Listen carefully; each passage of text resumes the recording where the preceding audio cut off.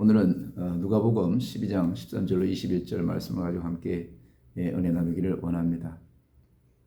어떤 사람이 예수님께 찾아와서 이렇게 말했습니다. 선생님, 내 형을 현명하여서 유산을 나와 나누게 해 주십시오라고 부탁을 했다고 합니다. 유산 분쟁이 벌어졌나 봅니다. 자기가 받을 유산을 받지 못하게 되었으니 그 사람의 심정이 이해는 됩니다. 오늘날 주로 재벌급 가족에게 벌어지는 이러한 유산 분쟁과 소송은 세상살이에서 돈이 가장 중요하다는 경험에 기인하고 있죠. 노조와 사측이 벌어지는 임금 협상도 돈이 걸린 문제입니다. 요즘 세계 무역 체제를 우리가 보는데 자유무역에서 보호무역으로 바꾸는 미국 트럼프의 관세 분쟁도 역시 미국이 보호무역으로 경제적 이득을 많이 올릴 수 있다는 그런 계산에서 나오는 거죠. 예수님은 자기를 찾아온 이에게 자신이 그런 유산 분쟁에 나설 만한 자리에 있지 않다고 말한 뒤에 거기에 모였던 사람들에게 누가복음 12장 15절에서 이런 말씀을 덧붙이고 있죠. 모든 탐심을 물리치라. 사람의 생명이 그 소유에 넉넉한 데 있지 아니하니라. 예수님의 이 말씀을 들은 사람이 아멘하고 받아들였을까요? 쉽지 않았을 것입니다. 동의하기 어려운 대목이 적지 않으니까 말입니다. 유산을 독차지하는 형의 잘못된 형태를 따지는 일이 반드시 탐심이나 탐욕 때문만은 아닐 것입니다. 노동자들은 정당한 연봉을 받기 위해서 적극적으로 임금 협상에 나서거나 때에 따라서는 합법적으로 파업하는 일이 잘못은 아닌 것과 같습니다. 그런데 예수께서는요, 이 대목에서 왜 탐심 운운하면서 사람들의 기분을 불편하게 말씀하신 것일까요? 예수는 사회 문제를 분석하고 해결책을 마련하는 사회학자가 아니죠. 정치적으로 풀어보려는 정치인도 아니며 법조인이나 사회 지도급 인사가 아니라는 것이죠. 그는 사회를 개혁하려는 사회운동가도 역시 아닙니다. 그의 관심은요, 오직 하나입니다. 가까이 온 하나님 나라가 그것이라는 거죠. 하나님 나라의 핵심은요, 구원입니다. 생명의 훼손을 막는 일이죠. 유산 분쟁 자체에 관해서 옳다거나 그렇다고 말씀하신 게 아니라 그 분쟁에 담긴 인간의 탐욕이 생명을 얼마나 심각하게 훼손하고 있는지를 잘 짚어준 그런 대목입니다. 그래서 그 탐욕을 멀리하라고 말씀하신 뒤에 사람의 생명이 소유의 넉넉한 데에 있지 않다고 예수님은 분명히 이 말씀하신 것이죠. 부자가 된다고 해서 생명을 얻는 게 아니라는 뜻입니다. 이게 말이 될까요? 현실과는 너무 거리가 멀지 않나 싶어요. 그가 말하는 생명은요, 도대체 무엇인가요? 2000년대 초에 우리나라에서는요, 부자 되세요라는 덕담이 유행한 적이 있습니다. 1997년에 발생한 외환위기 그 사태의 트라우마가 그런 덕담을 만들어냈죠. 당시 구조조정으로 직장을 잃은 이들이 많았고 또 사업을 접은 자영업자들도 많았습니다.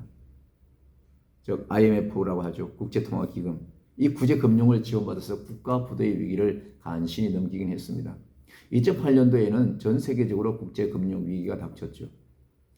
10년 주기로 연이은 경제 위기가 지나갔으나 역시 부자 되라는 덕담은 지금도 우리의 생각을 지배하고 있습니다. 그것 말고는 삶의 의미가 없다는 뜻이 되는 거죠. 거꾸로 어떤 이들은 이런 살벌한 세상에서 완전히 삶의 의지를 잃은 채 자기 방에서 두문불출 지냅니다. 유산 분쟁을 해결해달라고 예수를 찾아와서 졸랐던 사람의 형태가 지금도 이어지는 것이죠. 유산을 독차지하려는 사람과 어떻게 해서라도 자기의 몫을 받아야 한다는 사람이 끊임없이 싸움거리로 남습니다. 이긴 사람은 승리의 쾌감에 떨어지고 진 사람은 절망합니다. 적자 생존이라는 생물학 원리에 충분한 삶을 당연하다고 여기는 거죠. 이런 시대에 우리는 사람의 생명이 소유의 넉넉함에 달려있지 않다는 바로 우리 예수님의 말씀을 진리로 받아들여야 됩니다. 이렇게 예수님의 말씀을 진리로 받아들이면서 살아갈 수 있어야 됩니다.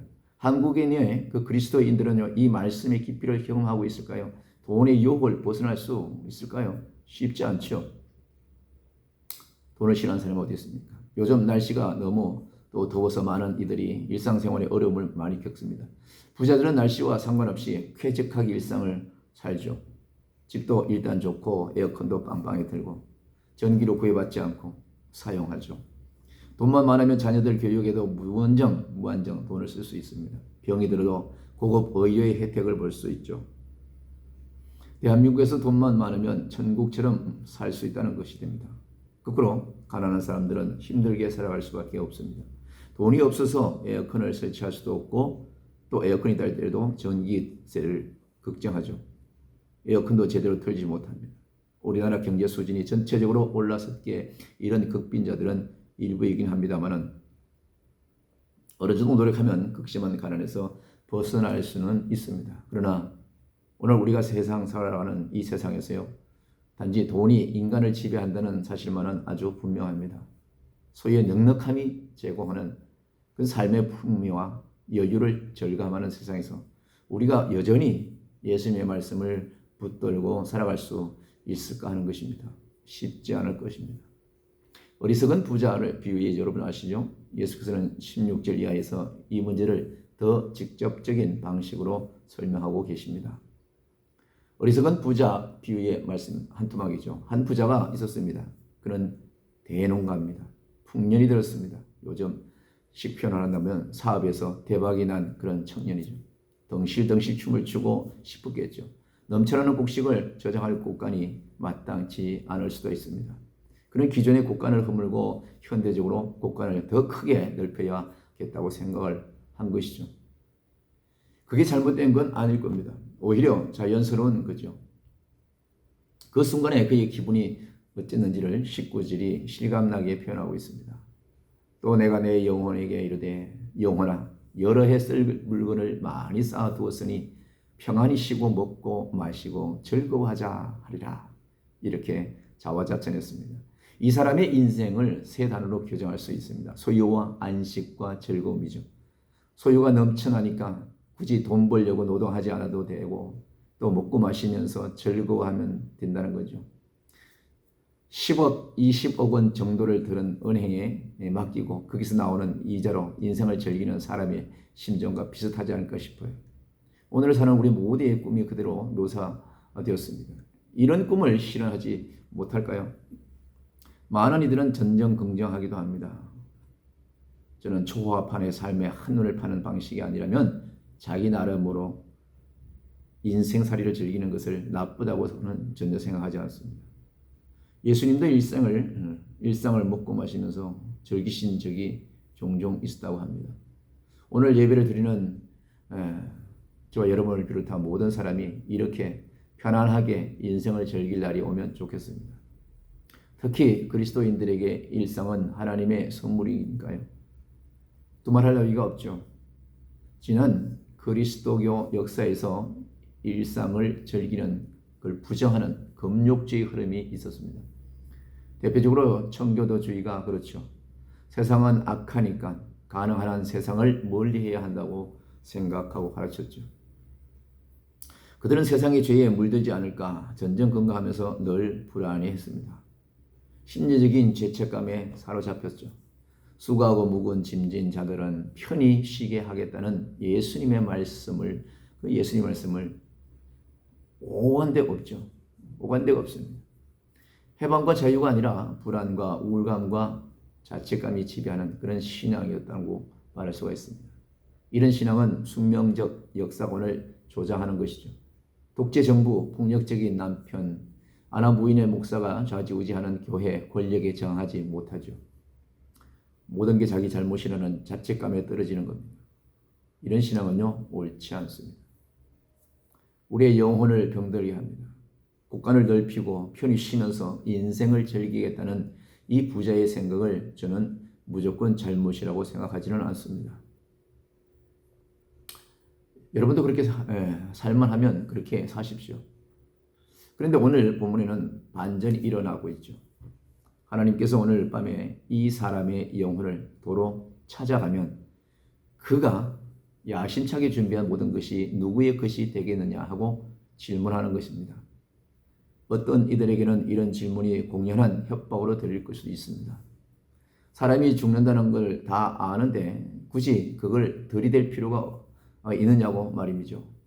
사람이 죽는다는 걸 실제로 다 알까요? 물론 알 수도 있겠지만 그걸 실제로 의식하면서 살아가지는 않을 것입니다. 그렇지 않습니다. 천년 만년 살아갈 수 있다는 듯이 우리는 살고 있죠. 의학기술이 더 발달하고 인공지능이 더 완전해지면서 영생불사도 가능할지 모른다고 사람들은 생각하고 있습니다. 당장은 그렇게 되지 못해도 언젠가는 된다고 기대를 하게 되죠. 영생불사를 흉내내는 일은 지금도 일상적으로 일어납니다. 더 건강하고 더 예쁘고 더 즐겁게 더 오래 사는 일에 몰두하게 되죠.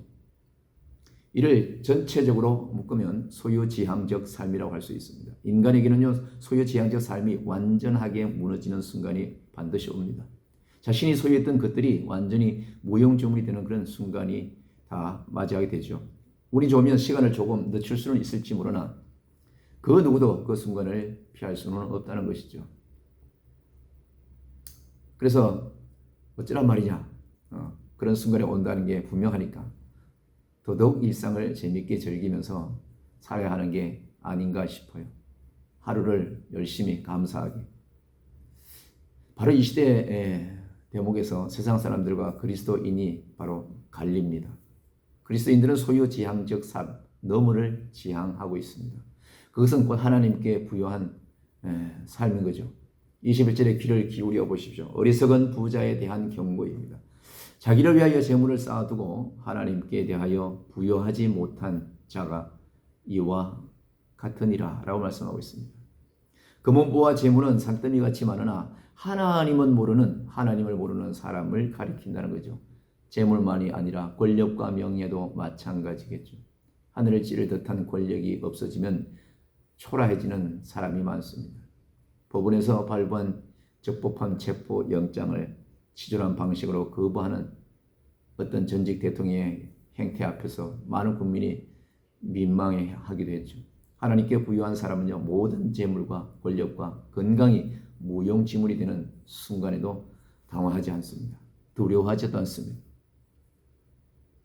그 사람의 영혼을 바쳐주는 것은 바로 하나님이기 때문에 그렇습니다. 오늘 우리는 실제로 하나님께 대해서 부여한 자일까요? 하나님께 부여한 자, 하나님께 대해서 부여하다는 말은 하나님을 깊이 알고 깊이 경험한다는 뜻이 되기도 하죠. 하나님과의 관계가 풍성해지는 것이죠. 보이지도 않고 손에 잡히지도 않는 바로 하나님과의 관계가 풍성해진다는 게 뭔지 바로 하는 질문이 가능하다는 것입니다. 먼저 비유로 말씀드리자면 이렇습니다. 여기 부자인 커플과 가난한 커플이 있다고 우리 한번 생각을 해보시죠. 부자인 한 커플은요, 서로에게 사랑을 확인하려고 요구하는 게 너무나 많습니다. 선물을 바라죠. 이벤트를 또 바랍니다. 모든 요구를 돈으로 해결할 수 있다고 생각하기 때문에 그렇죠. 사업이 망해서 돈이 없어지자 사랑을 확인할 길이 없어서 이들의 관계도 끝났습니다. 가난한 커플은 돈으로 사랑을 확인하지는 않습니다. 상대의 존재를 인정하고 삶 자체를 공유하기 때문에 그렇죠. 서로를 더 깊이 알고 살아가기 위해서 애를 씁니다. 이들은 더 가난해졌어도 관계는 끊어지지 않고 더 깊이 깊어만 가죠. 하나님과의 관계가 바로 그렇게 깊어져야 된다는 것이죠. 하나님의 사랑을, 그의 은총을 자신의 일상에 풍성하게 받아들일 수 있는 그런 믿음이 있어야 됩니다. 하나님의 사랑과 은총은요, 돈이 많고 건강해야만 경험할 수 있는 것이 아닙니다. 값없이 주어진다는 거죠. 오늘 우리는요, 설교가 끝난 뒤에 성찬 예전을 함께 거행할 것입니다.